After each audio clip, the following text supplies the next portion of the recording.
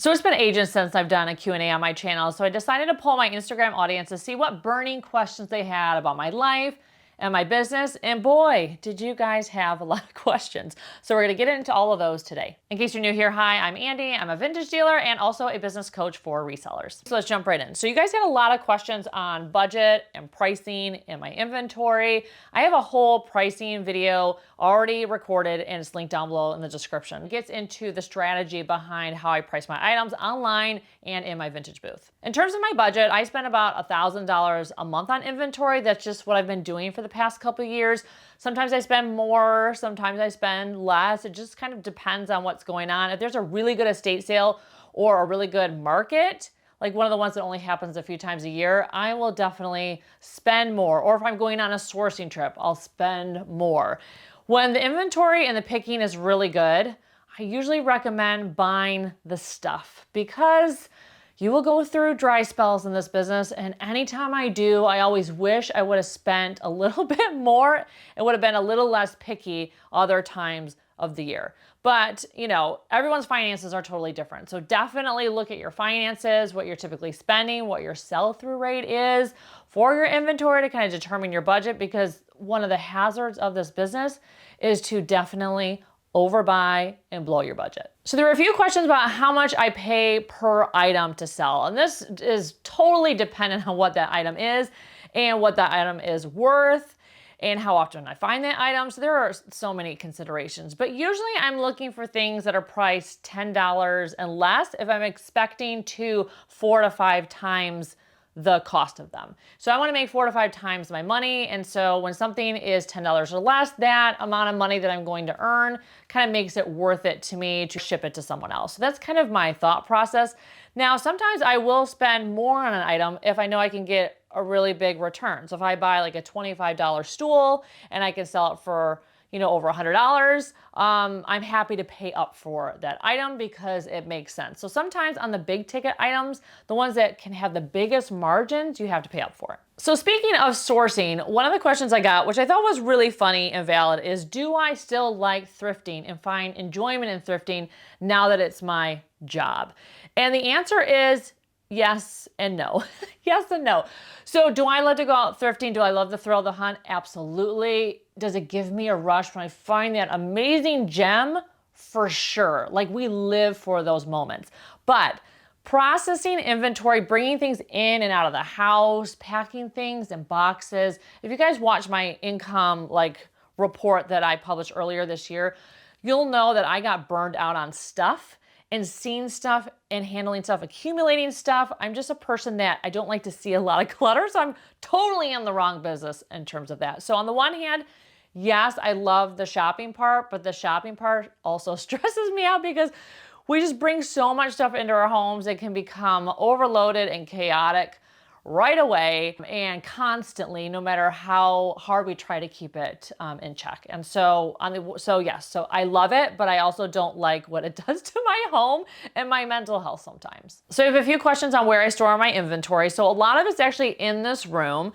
And then I have like a couple shelves in my garage. And then I also have vintage booths, and vintage booths are a great place to store your inventory. Basically, it's a place where you store and style your inventory for sale. Because if you just have your stuff in a storage unit or in your garage or in your house, it's not going to sell for you unless you're actively putting it in front of customers, whether you're listing it online or it's in a booth or at a market. And so I don't always recommend that people get a storage unit over like having a booth where the stuff can actually be seen by a potential customer and sell. And the other kind of downside of getting a storage unit is that it can empower you to actually buy more stuff. I know so many people that once they get a storage unit, then they feel like, oh, well, I have plenty of space. And they just buy more and more and more stuff. And then all of a sudden their storage unit is full and they need a second storage unit. People don't realize that when you are limited in the space to store, that helps you maintain some sense of a budget. So just keep that in mind. Having a storage unit can be helpful though for anyone that does furniture. So I definitely see that. So if you're someone who wants to sell furniture, because furniture has the best margins in this business, you can make so much money on furniture if you can find it. High quality furniture, but you definitely need a storage unit if you're going to be selling furniture. So I had a couple questions on what are my best sellers in my vintage booth right now. So wood boxes of any kind. They don't sell for a lot, but they help pay the rent. Original art, and I would say slightly mediocre original art, kind of the quirky things that I pick up at Goodwill that may not be worth selling on Etsy are selling well for me in my booth. Little trinket dishes, sets of matches. These aren't things that are going to make you a ton of money in your booth, but the things that, like I said, chip away at the rent, because someone gave me the best advice years ago when I was starting out, and they said, you can pay your rent in either a furniture piece selling or the teeny little impulse things that you don't even think would make a difference, because they do. The little impulse buys that are like $10 to $18, those are the things that really do make a difference in terms of paying your rent.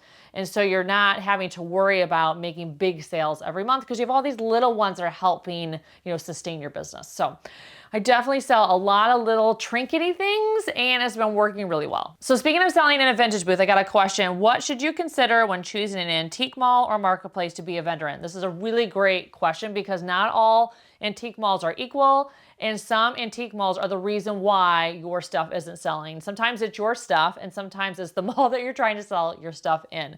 So I always want to make sure that the mall gets a lot of foot traffic, that the mall does a lot of marketing, because a lot of malls, they just hope people just show up and find it. They're not actively out on social media or engaging with the community, and the dealers aren't super active in promoting the mall. And if that's the case, you may not make a ton of sales because the mall is not doing a lot of marketing, and you're going to be paying the mall like a portion of your sales. And that portion of your sales, this is separate from rent, should be going to a marketing budget that the mall is using to generate traffic. So a couple other things to consider. You want to make sure that the mall is actually paying their vendors. There's been a number of scandals in Portland where the malls have not paid their vendors and people are out money and they never recoup that money. So always ask discreetly another dealer that might be in that mall, hey, are you getting your checks on time for the amount that you're making? You want to make sure that you're really looking at the contracts. Are you expected to work in the store? Because some malls want you to work and actually volunteer your time. Sometimes what you work offsets your rent. You want to know expectations for how much you should be posting on social media. One of the malls I'm in, they have a whole list of expectations for their sellers, and they want to make sure you're choosing certain ways you're going to promote your business, promote the mall, and be an active community member and marketing member of that mall. So you want to make sure you have all of the fine nitty-gritty details and actually really look at the contract. How much notice you need, if you need to leave, what are the expectations for rent increases, just all the things that you want to know ahead of time before you sign that contract. So I love this next question because it very much relates to my own journey as a reseller. And the question is, what advice would you give someone who wants to quit their full-time corporate job to be a reseller full-time? Gosh, this is definitely worth a dedicated video, and I promise I'm going to do that one day for you guys. Just tell you the entire journey, what I did, how I did it. I mean, if you've followed me for a long time, you probably can piece it all together. But if you want to become a reseller full-time and your only income is reselling, you don't have other income streams, you have to make sure that you have a really good, solid product mix. You need to make sure that you are able to find and source things that you can 4 or 5 times or more your investment on. And that can be really hard for people to do. A lot of people, they go buy all these little things and they're hoping that the $5 and $20 in profit is going to be able to sustain them and somehow turn into a full-time income. And usually it doesn't. And a full-time income, I know, is definitely dependent on where you live in the country. A full-time income to me here in Portland, it's a very high cost of living here, so what I consider an adequate full-time income may be totally different than you in your corporate job. So just keep that in mind. But you need to make sure you have a very solid product mix. You also need to make sure that you are very strong at marketing. It doesn't necessarily mean you need to be on social media, although that's where a lot of people do their marketing and that's where a lot of people have success. But you could have a really strong, community of interior designers that you work with, or you're able to source stuff for major retailers for their displays. There's many ways you can make really good money in this business and make a really good full-time income, but you kind of have to get creative at who your customers are, how you're marketing your business, and take it very seriously. Now, one of the ways I think people can move out of the corporate environment into kind of this reselling space quicker is if you're okay with other forms of income. So I have obviously the Etsy and my vintage booth, so I have the reselling side of my business. I also have income streams from YouTube, the ad revenue, and I also have affiliate income, and I have one-on-one coaching, and I have an online course, a social media course for vintage resellers. So I have a lot of different income streams coming in, and that helped me get out of the corporate world that much faster. So is it possible to leave the corporate world? Of course. I am someone who successfully did. I have friends who successfully did, but usually it requires a lot of work and a lot of long nights and just so much effort before you get there. But it is totally doable. So a question on how do I do comps when I'm outsourcing? Like, how do I know something is worth picking up? So I do a Google Lens search to kind of find out what the item is. Google Lens is so much more reliable now and accurate thanks to the AI integrations that they have, although it's not always right. So that's at least a good starting point. Once you kind of figure out what the item is, then I will go to eBay, search for that item, and then filter by sold and see how much it's been selling for. So that's kind of my strategy for comping when I'm outsourcing at thrift stores. So next question is, what advice would I give someone who is just starting out as a reseller, who's a beginner in this business? I actually filmed a whole video of how to get started as a reseller, and I'll link it down below in the description.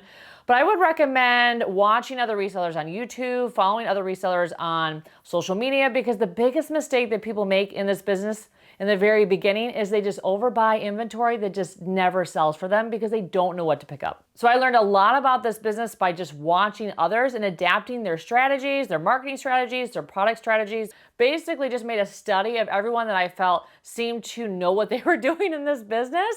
And then I adapted it to my own business. And that's how I feel like I've definitely been able to grow faster than other people that get started, is because I just made a study of what everyone else was doing, figured out what worked, and then I just adapted it to me. So the next question touches on some reseller etiquette, whether or not it's a faux pas to buy from another dealer and then mark that up and sell it in your own booth or online.